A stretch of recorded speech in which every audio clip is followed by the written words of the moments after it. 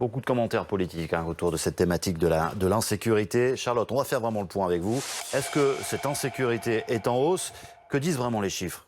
Alors, à l'exception des vols de véhicules dont effectivement il y a une légère baisse, tous les indicateurs sont au rouge. On va regarder les chiffres dans le détail concernant d'abord les cambriolages. Vous le voyez, plus 6% en 2019. Le confinement a bien entendu réduit, ralenti les cambriolages de maisons et de résidences principales, mais ceux des commerces ont été beaucoup plus nombreux, plus 50% par exemple à Paris. Concernant les escroqueries, là aussi la hausse est très importante, plus 42% depuis 2012. Ces dernières années, la tendance à la hausse se poursuit. Une escroquerie sur deux a lieu sur Internet lors d'un achat en ligne. Concernant enfin les violences sexuelles, vous le voyez, plus 12% en 2019 par rapport à l'année précédente. Une augmentation néanmoins à relativiser parce qu'en fait les femmes sont plus nombreuses à porter plainte qu'auparavant. Les conditions d'accueil des victimes ont changé. Les femmes sont donc plus nombreuses à entrer entre guillemets dans ces statistiques. Il y a eu plusieurs épisodes de violence ces derniers jours. Est-ce qu'il y a des départements, des villes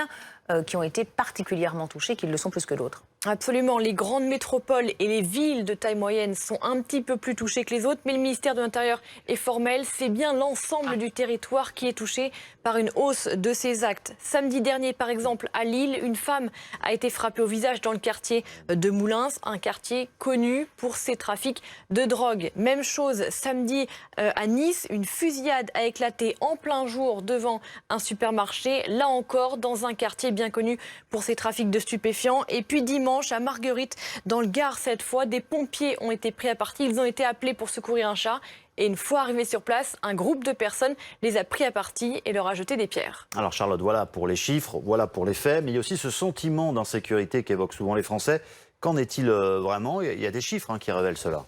Ce sentiment, il fait que d'augmenter et c'est même un record. Regardez, 68% des Français se sentent aujourd'hui en insécurité. C'est un record en 4 ans et une hausse de 10 points en 6 mois. À cette insécurité physique s'ajoute l'insécurité sanitaire, la peur du coronavirus et l'insécurité aussi terroriste, puisqu'un Français sur 3, 29% exactement, dit aujourd'hui avoir peur d'une nouvelle attaque terroriste. On va retrouver maintenant en duplex Denis Jacob, qui est secrétaire général d'Alternative Police.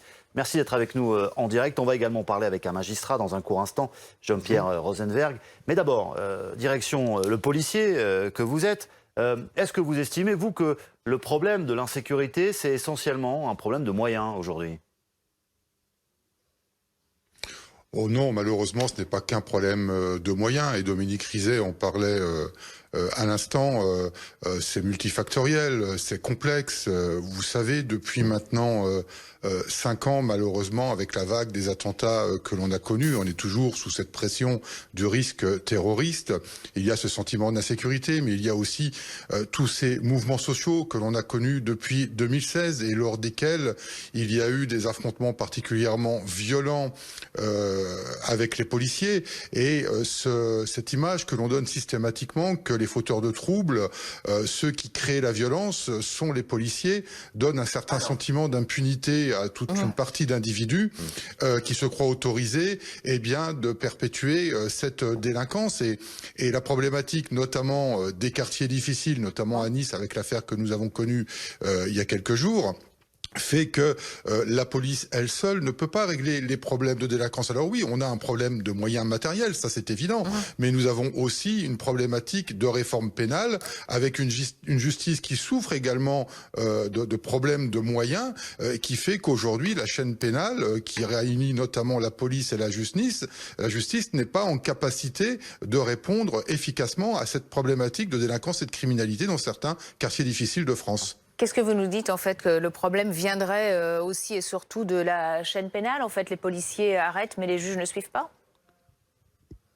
Mais alors, c'est pas que les juges ne suivent pas forcément, mais vous savez, quand vous savez, en général, la délinquance, ça commence très tôt, et quand un jeune tombe dans la délinquance, il y est pour un certain nombre d'années, et les premiers faits d'incivilité qu'il commet, très souvent, les policiers ont à peine fini leur procédure au commissariat que le jeune se retrouve dans la rue, avec une convocation à la justice, où il va être convoqué dans 6, 8, 10 mois, parce que la justice n'est pas en capacité de suivre à l'instant T l'ensemble des affaires qu'elle doit traiter.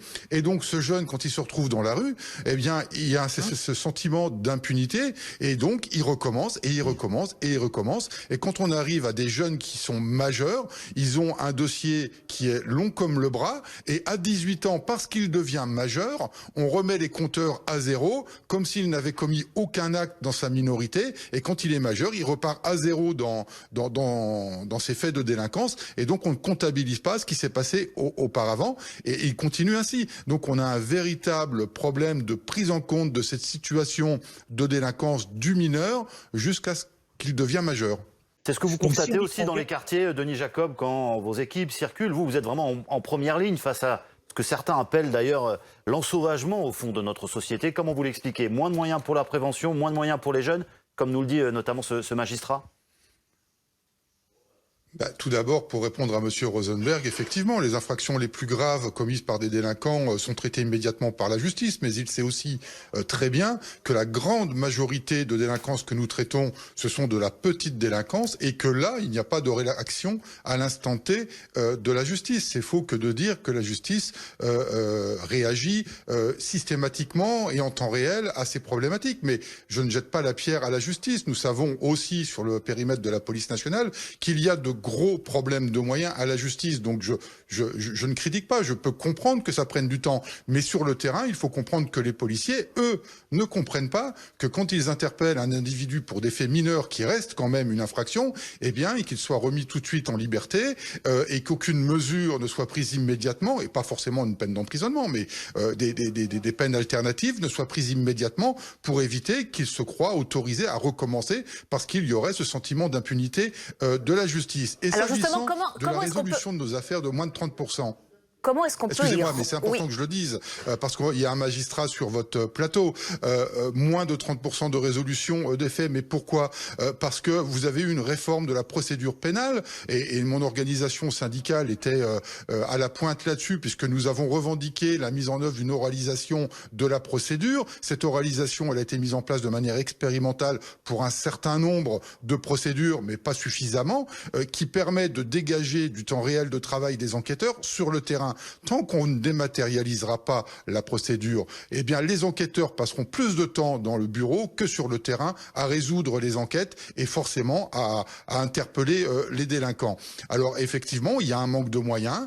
On a abandonné certains quartiers difficiles par rapport à ces faits de délinquance, d'incivilité, voire de criminalité, tout simplement parce que l'État, mais je ne parle pas du gouvernement actuel, et M. Rosenberg le disait très bien, on a un abandon des services publics ces 30-40 dernières années, qui fait qu'aujourd'hui, il y a une guerre de territoire qui a été prise en main par des criminels, des délinquants, et qu'aujourd'hui, quand on veut intervenir dans ce type de quartier, on y intervient ponctuellement, et nous sommes considérés comme des ennemis. Et donc, forcément, il y a un affrontement systématique. Donc, ce qu'il faut faire... Alors justement, qu'est-ce qu'il faudrait faire? Oui. Est-ce que ça a été une erreur de supprimer donc la police municipale? Est-ce qu'il faut réinstaurer, comme c'est dans les cartons, une police de proximité justement pour à la fois faire de la prévention, mais aussi peut-être renouer le dialogue avec des personnes qui sont susceptibles de basculer dans la délinquance? Ce qu'il faut savoir aujourd'hui, c'est que dans certains quartiers difficiles, il y a donc des trafics de drogue, des trafics d'armes, d'une économie souterraine qui alimente un certain nombre de familles minoritaires, mais il y a des familles qui vivent de ces trafics-là. Et donc, il faut tout d'abord éradiquer ces noyaux durs de délinquance. Ensuite, il faut essayer, parce que je ne sais pas si on y arrivera, mais ce que moi j'ai connu en entrant dans la police à la fin des années 80, nous avions ce qu'on appelait des commissariats de quartier dans les cités difficiles, c'est-à-dire des commissariats annexes au commissariat principal, et nous étions au cœur des quartiers. On connaissait très bien la population, on connaissait les enfants, et il y avait ce lien qui nous permettait en plus de faire remonter les informations aux services de renseignement, aux services d'enquête, qui permettaient d'identifier très rapidement ceux qui faisaient du trafic. Merci Donc, Denis Jacob pour y arriver en 6 mois, mais en tous les cas, il faut qu'on on a bien compris, vous évoquez effectivement cette police de proximité.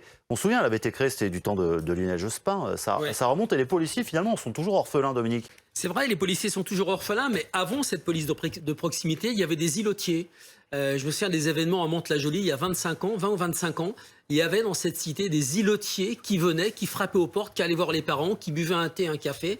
Et c'était quand même un beau métier. Merci Dominique pour toutes ces précisions. Merci également à nos invités qui étaient en direct avec nous aujourd'hui dans le live.